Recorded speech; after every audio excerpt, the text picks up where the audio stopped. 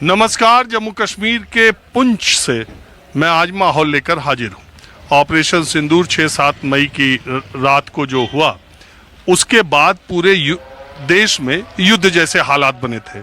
लेकिन भारत पाकिस्तान के बॉर्डर पर जिस रिहायशी इलाके में, जिस शहर में सबसे ज्यादा युद्ध महसूस किया गया, उसका नाम पुंछ। और 6-7 तारीख की सुबह से लेके जब तक सीज फायर नहीं हुआ, सबसे ज्यादा शेलिंग का, गोलीबारी का शिकार पुंछ हुआ। सबसे ज्यादा नुकसान पुंछ के नागरिकों को हुआ। और चूंकि पाकिस्तान के बॉर्डर से सटने वाला सबसे नजदीकी इलाका पुंछ शहर है, अगर आप गाड़ी से जाएं तो 10, 12, 15 मिनट के सफर में पाकिस्तान की सीमा शुरू हो जाती। तो पाकिस्तान ने ऑपरेशन सिंदूर के बाद बौखलाए पाकिस्तान ने पुंछ सिटी पर हमला किया। ऐसा इसके पहले कभी नहीं हुआ था। आम नागरिकों को उसने अपने निशाने पर लिया। शुक्रवार को, यानी 24 घंटे भी नहीं हुए कि भारत के यूनाइटेड नेशंस में, संयुक्त राष्ट्र संघ में स्थायी राजदूत ने पाकिस्तान को खूब लताड़ लगाई कि आपने वहाँ नागरिक अधिकारों के लिए बात हो रही थी, तो उन्होंने कहा कि जब आप आतंकियों और नागरिकों में, आम नागरिकों में अंतर ही नहीं जानते, तो आप इस तरह की बात न करें तो ज़्यादा अच्छा है। और ये एक पाखंड है।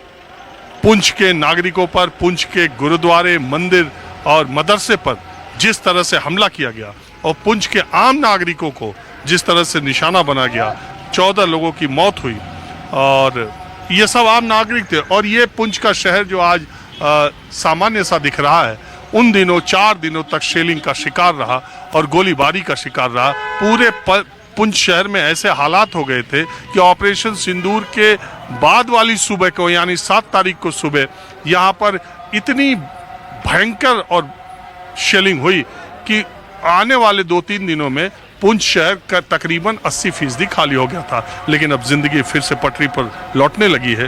पुंछ 80% से ज़्यादा लोग अब वापस आ चुके हैं। मैं आज आपको जो पाकिस्तान की गोलीबारी के शिकार हुए बिल्कुल आम लोग हैं, मैं आज उनके पास चलता हूं।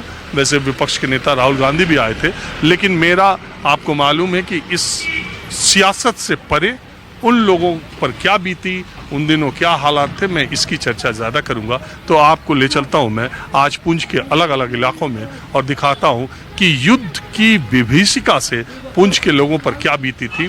देश के अलग अलग इलाकों में जो एक स्थिति थी, उससे अलग पुंछ, राजौरी जैसे इलाकों में लोग महसूस कर रहे थे। पंजाब के पाकिस्तान से सटे बॉर्डर्स में लोग महसूस कर रहे थे। और सीज फायर के बाद बहुत सुकून इस इलाके के लोगों को मिला है। तो चलिए मैं आपको अलग अलग जगहों पर ले चलता हूँ। अब मैं पुंछ के दुंगस इलाके में हूँ और ये एक पतली सी गली है। 1965, 71, 99 या भारत पाकिस्तान की युद्ध की जो बात है, उसमें कभी भी ऐसा नहीं हुआ कि पुंछ शहर में शेलिंग की गई हो और आम नागरिकों को निशाना बनाया गया हो। लेकिन डुंगस इलाके की इस गली में ये घर आप देखिए, यहाँ पर 3 शेल आकर गिरे और यहाँ ये पूरा का पूरा छज्जा टूट गया। इस घर की खिड़कियाँ, ये खिड़की टूट गई। ये यहाँ पर एक स्कूटी रखी थी, ये पूरी जल गई। ये पूरा आप देखिए जला हुआ, ये दीवार पे निशान। सुबह सुबह 6, साढ़े 6, 7 बजे की बात है, 6:30 बजे की। दरअसल हुआ ये कि 7 तारीख को पूरे देश में मॉकड्रिल का ऐलान किया गया था। तो शुरू में जब धमाके या कुछ हुआ तो लोगों को लगा कि जैसे मॉकड्रिल हो रही है, लेकिन जब शेलिंग होने लगी और इस तरह से नुकसान हुआ, तब पता चला कि पाकिस्तान ने ऑपरेशन सिंदूर के बाद जवाबी कार्रवाई में यहाँ के सिविल सोसाइटी के लोगों को अपना निशाना बनाया। आप देखिए यहाँ ये पूरी खिड़की, इस घर की पूरी खिड़की टूटी हुई। हालांकि ऊपर वाले का बहुत शुक्र है कि इस घर के सारे लोग सुरक्षित रहे। अब ये इधर के दीवार पे आप देखिए, ये पूरी दीवार पे उसका इम्पैक्ट आप देख सकते हैं। और ये इस इलाके में ये देखिए, हर दीवार में शेलिंग का असर यहाँ दिखाई दे रहा है।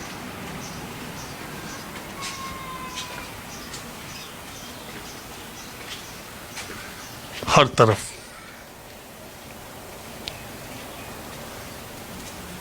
यहाँ भी, और वो दूर वो घर देखिए यहाँ से। अब ये देखिए एक ही गली में इसका इम्पैक्ट कैसे दिखाई दे रहा है शेलिंग का, वो उधर उन घरों पे देखिए, यहां तक इसका असर हुआ। इस इलाके के लोगों को कुछ समझ ही नहीं आया कि ये क्या हो रहा है। और इस घर में जो अभी खाली है, ग्राउंड फ्लोर पर किराएदार रहते थे, उनके जुड़वा बच्चे थे, और अयान और जोया भाई बहन थे 13 साल के।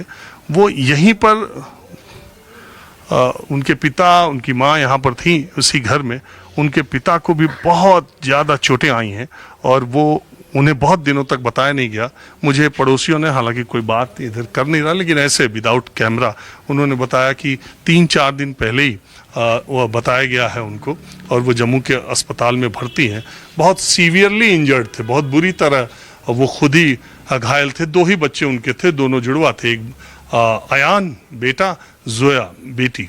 कहते हैं कि वो जो धमाका इतना तेज हुआ कि अयान, उसकी प्रत्यक्षदर्शियों ने और बाद में उसकी माँ ने जो बताया कि उस वक्त वो अपने बेटे का हाथ पकड़ी हुई थी, लेकिन धमाका इतना तेज हुआ कि वो बच्चा, कहते हैं ऐसा कि उसे शरीर में ऐसे कोई चोट दिखाई नहीं दे रही थी। शायद धमाके की वजह से वो डर गया, उसका हार्ट फेल हो गया या क्या हो गया। लेकिन सबसे जो दुखदाई बात है और अफसोसजनक बात है, वो इसमें बच्चों को जो निशाना बनाया। कुल जो पुंछ में मरे लोगों की संख्या है, उसमें तकरीबन 5 बच्चे थे जिनकी मौत हो गई। और इस पूरे इलाके में कोई भी घर ऐसा नहीं जिसके शीशे की खिड़कियां बची हों। आप देखिए इतना तगड़ा इम्पैक्ट था, और ये कितना रिहायशी इलाका है। बहरहाल अब मैं आपको पुंछ के दूसरे इलाके में ले चलता हूँ।